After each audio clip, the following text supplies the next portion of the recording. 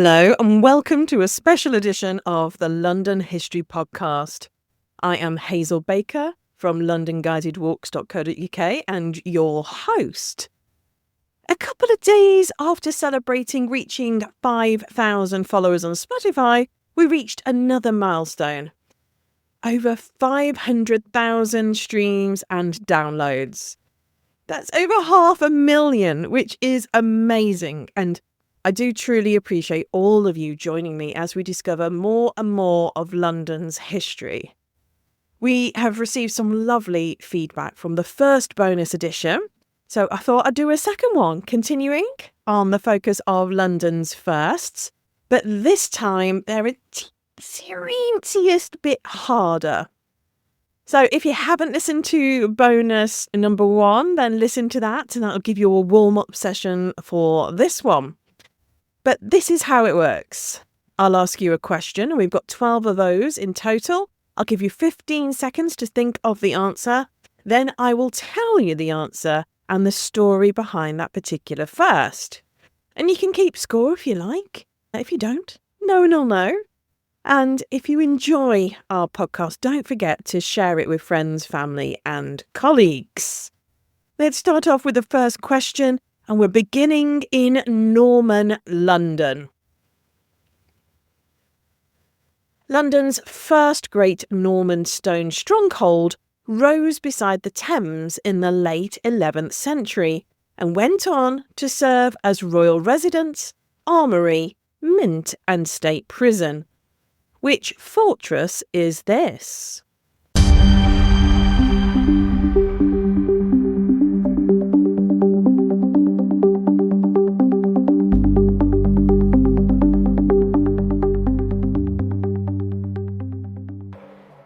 The answer is the Tower of London. Its central keep, the White Tower, was begun under William the Conqueror in the late 11th century, and it became a core part of a larger fortress complex that dominated London's skylines and symbolised royal power for centuries.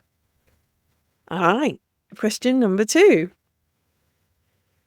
Since the early 7th century, a succession of buildings dedicated to St. Paul has stood on one of the City of London's main hilltops, long before the domed cathedral we see today. On which hill has this cathedral site developed over the centuries?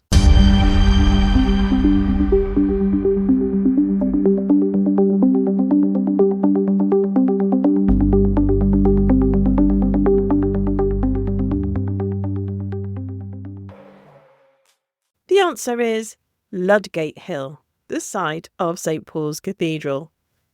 A church dedicated to St. Paul is first recorded there in 604 AD, and after a fire in 1087, a new Gothic cathedral, later known as Old St. Paul's, was built. Before that too was consumed by fire in the Great Fire of 1666. So we've seen this continuing unbroken tradition on the same hilltop for over a millennium. Question number 3. In the early 12th century, a king issued a charter confirming the City of London's liberties over its own courts, taxes and internal affairs, helping to define its special status. Which king granted this charter?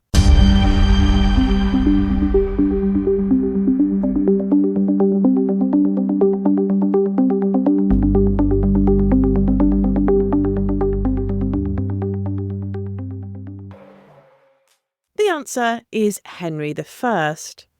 His charter, issued soon after his accession in 1100, recognised Londoners' rights in areas such as tolls, courts and local governance, and is one of the earliest surviving statements of the city's corporate liberties. Question number 4. By the late Middle Ages, a district just west of the city has become home to communities of lawyers with halls, gardens and training for law students, a concentrated hub of England's legal profession. What is this district called?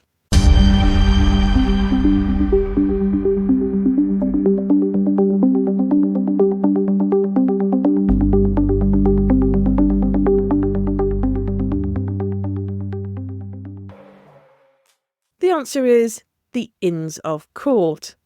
Societies such as the Inner and Middle Temple, Lincoln's Inn and Gray's Inn, they all developed from the 14th century as residential and educational communities for lawyers, forming a distinctive legal quarter in London. Question 5. In the 1570s and 1580s, some of London's first permanent playhouses were built just beyond the city's control, in a suburban area that became closely associated with commercial theatre. Which district was this?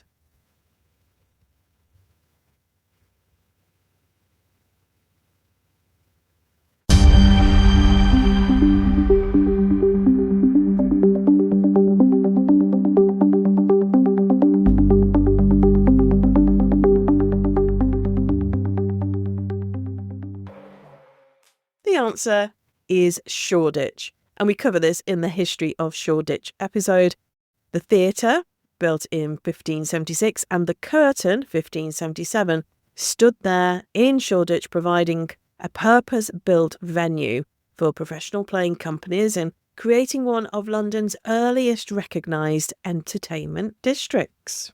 Now we're going to continue with theatre for question 6. Towards the end of the 16th century, an indoor playhouse was established inside a former Dominican priory near the Thames. It offered candlelit performances for a more select audience than the open-air amphitheatres. What was this theatre called?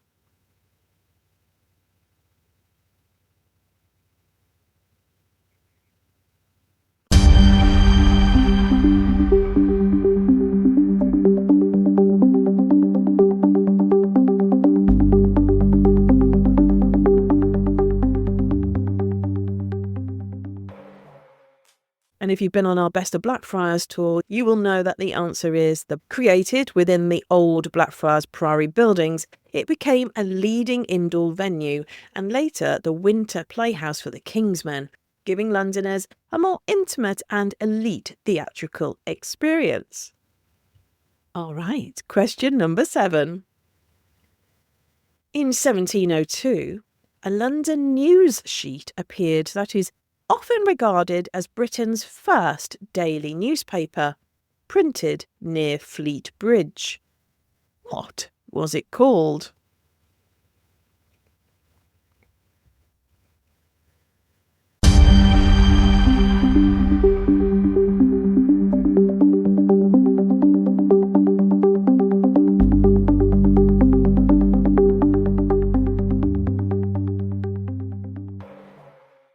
The answer is the Daily Current. Published by Elizabeth Mallet by Fleet Bridge, it offered brief news items on a single page each day and is widely cited as the first British daily newspaper. Question number 8. In 1731, a new London periodical described itself as a magazine, a kind of storehouse of information, and became highly influential in shaping this new format. What was it called?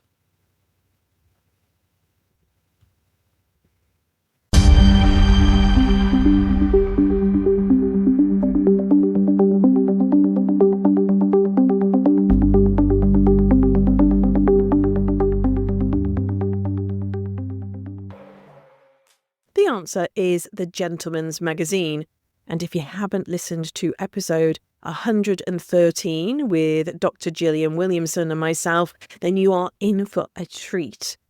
The Gentleman's Magazine launched in 1731, and it pulled together essays, reports and extracts from many sources and helped establish the idea of a magazine as a curated miscellany of printed material. Okay, question 9. In the Georgian era, a major aristocratic landowner developed one of London's earliest large planned residential estates in the West End, with unified facades and formal squares laid under the Bedford estate. Which district is especially associated with these early developments?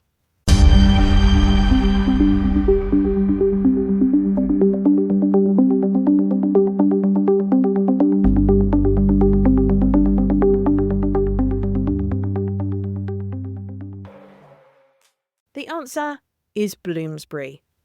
Squares such as Bedford Square became showpieces of the Bedford Estate's 18th century planning, helping to set patterns for large-scale, leasehold, upper-middle-class housing in London. All right, we're heading into double digits now. Question 10. From the late 18th century onwards, London began building enclosed dock systems east of the city, with high walls, warehouses and controlled gates to handle growing trade more efficiently than the old open wharfs. What name is generally given to this pioneering complex, which was opened in the early 19th century?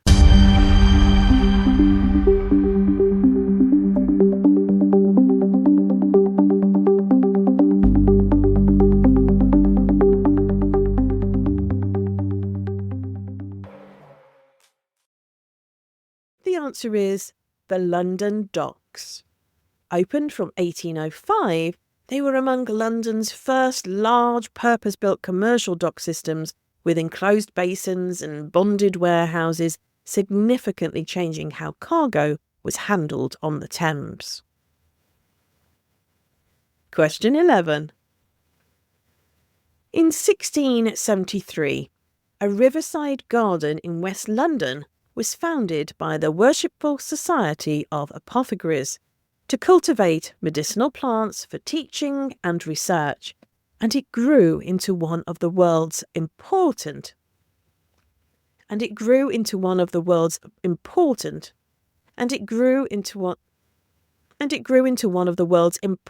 early botanic gardens. Which place is this?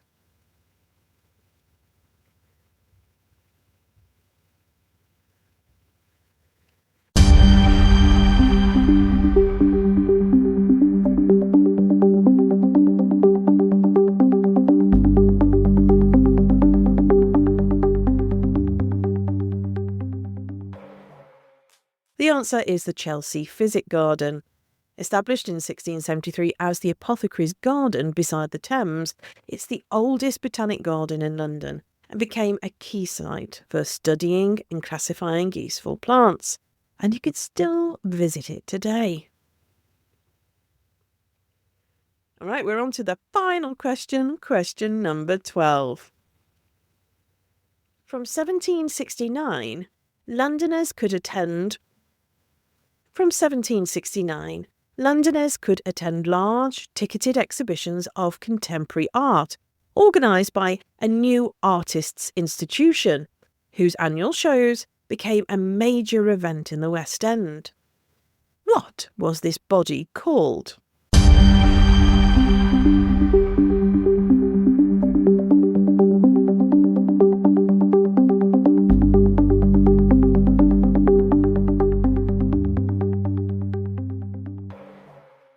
The answer is the Royal Academy of Arts. Founded in 1768, it began staging annual public exhibitions of contemporary work in 69, giving a wide audience the chance to see paintings and sculpture by living artists gathered under one roof. Time to total your score for part 2. 12 new London firsts. How did you do? So 0 to 4, you're a London novice, but every expert starts somewhere. 5 to 8, you're a solid Londoner. You know your docks from your magazines. 9 to 12, you're practically ready to lead a walking tour yourself. How did your results compare to part 1? Are you creeping closer to tour guide status? Or do you need to revisit a few episodes on the podcast? If you enjoyed this London First Through the Ages quiz, let me know your score in the episode Q&As on Spotify or send me a message on social media. Thank you again for helping the London History Podcast reach over 500,000 streams and downloads, and for keeping us in the top 1.5% of podcasts listened to globally. We wouldn't be here without you. If you enjoy our podcast, don't forget to share it with friends, family, and colleagues. We don't gatekeep. Neither should you.